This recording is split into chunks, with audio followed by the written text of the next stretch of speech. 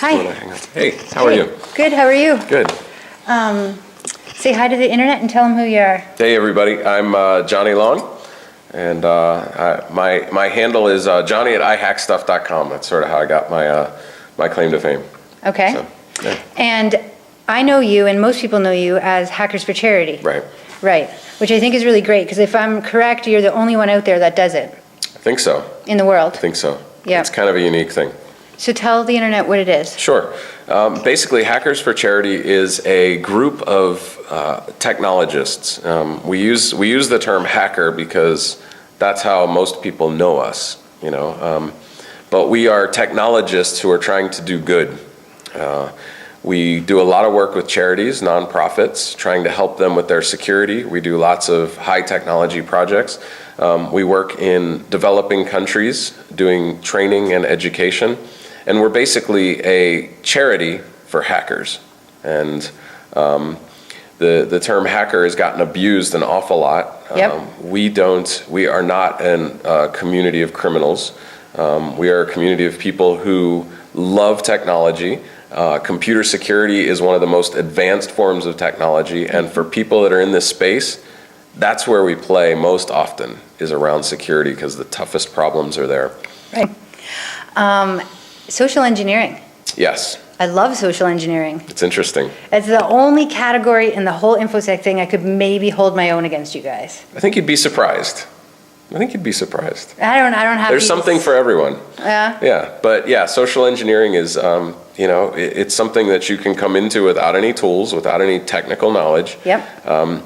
It's easy to learn and takes a long time to master. That's it. And it's not something that's unique to our industry.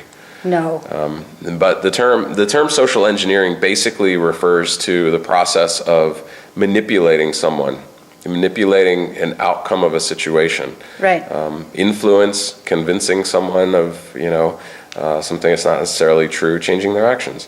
Mm-hmm.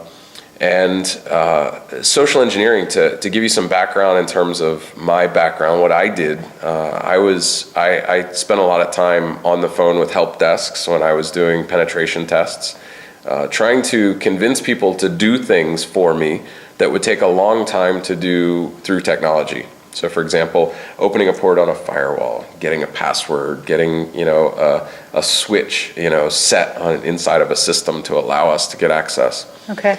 And there are a few things about the way that I went about it that I can talk to you about that will help it when it comes time to prevent it. Okay.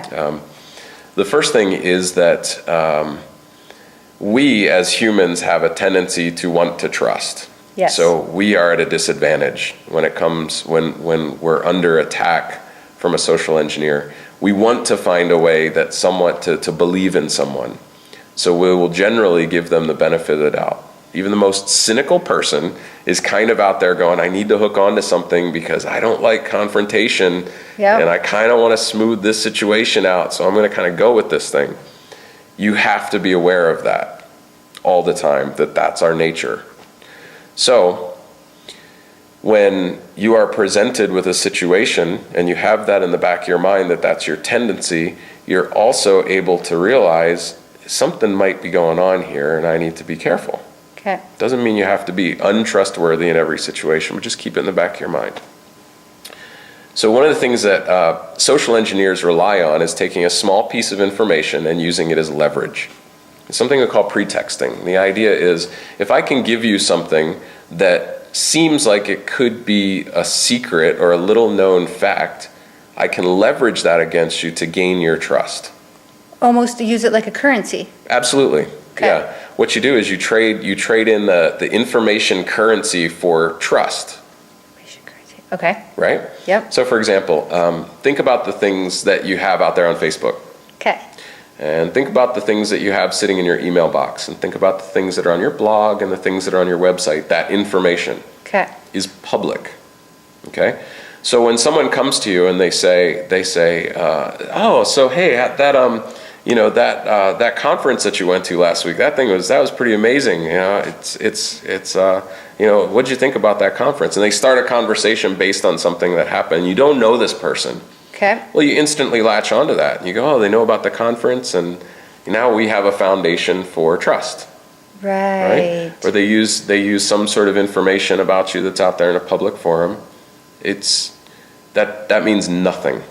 But they give it a personalized twist, and now it makes more meaning to that person. Absolutely. And they Absolutely. just assume too. Right. Probably the victim. Is that what Right. we call them? Yes. Okay. Yeah, you can say it that way. Okay.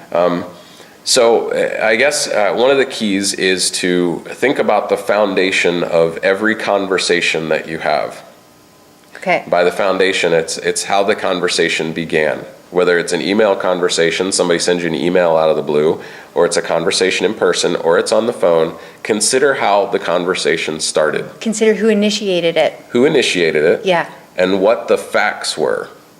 What piece of information was included in there. So a good example is you get an email. Okay. Hey, I just got your email. I talked to Mary. She said blah, blah, blah. Okay. All right. You built a foundation of trust because this person knows that you know Mary. Right. Well, if you think about that, if you even spend a little bit of time thinking about that, you'll reduce the amount of value that currency has. Because you can figure out how easy it was for them to figure out you're friends with Mary. Right. It's on Facebook. It's in my email. I might have tweeted about Means it. nothing. This connection with Mary means absolutely nothing. You don't cash in that currency. It's one of the keys to defeating social engineers. Yeah. So, and remember that applies to everything: emails, phone conversations, and things that are happening in person. It's a good way to beat scam artists. It's a good way to defeat salespeople that call you on the phone, especially the really good ones who will build that relationship with you. Yep. It's a good way to completely diffuse it and keep yourself safe. Because probably the way they would present it initially is to make a big deal about knowing Mary and this and that, and it makes it more of absolutely nothing. Right. They're going to blow everything up. Right. Okay. So we have some luxuries in email. You can, if you get an email from somebody that says, "I heard about you from Mary," what's a good way to figure out if that's legitimate? Well, you email Mary. Hey, I got this email from this person. Do you know them? You have to stop thinking about, well, that's going to make me look paranoid, Or that might hurt the other person's feelings. Right. You have to Right. stop caring so much. Right. Okay. So the one other thing to kind of keep in mind is that there is a type of attack called spear phishing. Spear phishing relies on social engineering. Now, what phishing is with a PH? Phishing is sending out emails, trying to look for responses, and you use those responses to push some advantage. Okay. So, for example, phishing. A good example of phishing email might be, "Hi, this is PayPal. We need you to change your password. Click here." But it's not actually PayPal, but they designed it to look like PayPal. Looks like it. The address has the word PayPal somewhere in there. It says click here, and you get to a page that looks like PayPal, and you type your password in. Yep. Classic example of a phishing attack. Now, so phishing attacks will go out to lots of people. Okay. Spear phishing Targeted. targets one fish, right? Spear fishing, you're out there going for that one fish instead of throwing a net to grab many. The attack is based on coming up with a specific email to a specific person that uses pretexting, that uses some sort of information to make them believe in you and to put their trust in you. Okay? So back to the conference example. We're at DefCon. We're at a hacker conference. An attacker is targeting you. They find out that you were at DefCon. Maybe you blogged about it, maybe you said something. They send you an email. "Hey, it was really good talking to you. I was really glad to meet you at DefCon. This is the website. I just wanted to send you a reminder. This is the website that we were talking about." Don't click. Put a link in there. Yeah, don't click it. Okay, but more importantly, aside from the technology of it, is to remember that first contact, what it was based on, and the information that was included in there. Do not instantly make an assumption that this person knows you and saw you at the conference. And you will defeat the attack. Okay. To a certain extent. But a golden rule there is, like you said, don't click. If you get an email from your bank that says, "We need you to update your financial information, click here," never click the link. If they give you a link, you can copy the beginning of the link, right? in most cases and be fine.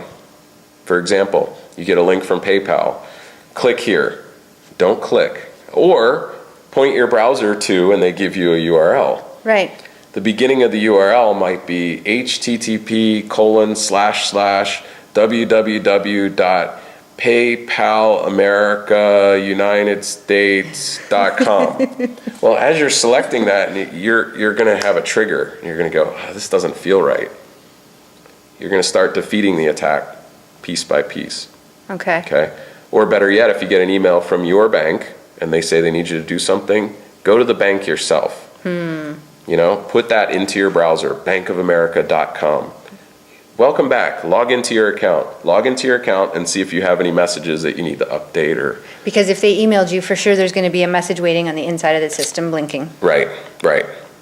So just some tips. This is good. Cool. This is really good. I, for one, have been, I can understand that. I'm too trusting about, absolutely, but... It's human nature. I know, you That's don't okay. want to be that dick who never believes anybody. Right. You don't want to be the hall monitor. Nobody wants to be the hall monitor. I don't want to be the hall monitor. Cool, very cool. You know what I would really think would be cool is to hear you in action on the phone. Well, one of the things that's, it's kind of like, you think about it as being a performer. Oh. It's acting. And there's a social engineering competition sort of happening here, and you know, I really like the idea of that. But you know, the guys came to me and they said, well, as somebody that did social engineering professionally, we'd really like to have you on stage and sort of show you how it's done. I think it's a great concept. The problem is it takes a lot of rehearsal. I mean, it doesn't mean sitting in front of the mirror and going, hey, this is Joe from Bank of America. I'm just calling you today and I want you to update your password. And by the way, you've won a great prize. Can you give me your social security number, please? That was amazing. It's not that. What it is, the rehearsal that happens is gathering information, taking your time to learn about the target, to figure out the piece of information that you need most, and any second, third, or fourth place things that will suffice if you can't get your first place choice. Oh. Learning about the target. Yep. Putting together an approach, Okay. rehearsing that approach, coming up with a workflow in your mind. Where do we go if this backfires? If they don't take the bait here, do I go right? Do I go left? What these things look like so that, just like a salesperson, you can guide the conversation properly without throwing any negative flags that makes them want to hang up. It's not something that you can necessarily improvise.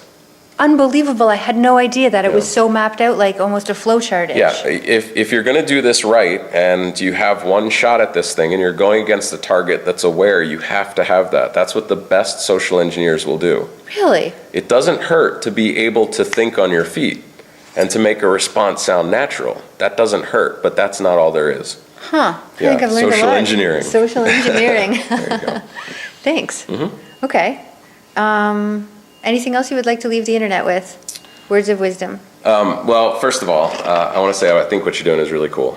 Really? Yeah. Thanks. You know, taking high tech and bringing it down to the level that the masses can understand it is a daunting task. But technology is everywhere, and this is absolutely critical. You know, most of the victims of hacking and computer crime are against people who really have no idea. So, absolutely. Thanks for doing it. Okay. Cool.